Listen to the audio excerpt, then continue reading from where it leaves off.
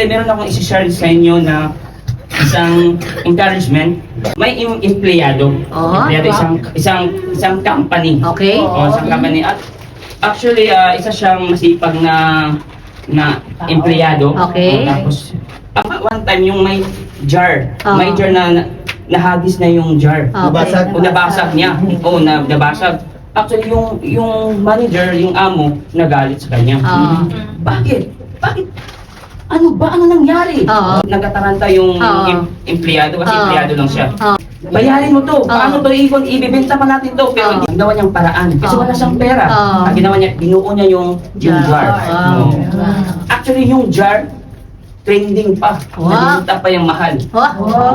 It means, ano yung, sa biblical way, ano yung dudulot natin na aral.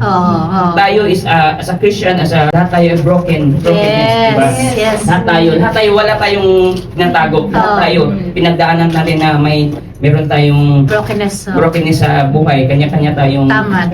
problema, di ba? Tama. But ang Panginoon ay nire-restore tayo. Amen. Binubuo tayo kasi may value tayo sa Kanya. Oo, value tayo. Huwag tayong titingin na huwag tayong wala nang pag-asa. Habang may buhay tayo, may pag-asa. Amen. Kasi ang Panginoon natin ay buhay. Amen. Kasi we trust God our life. Kasi lahat tinitingnan ng tayo, nire-reject tayo. Ako broken hearted din. Tayo nire-reject pero ang Panginoon, everything is a purpose. Wait lang tayo sa tamang panahon. Kung marunong tayo maghintay, as a Christian, marunong tayo maghintay. Amen. Maging successful tayo sa magtungkol sa Panginoon. Amen. Think positive lang. Amen. Okay? And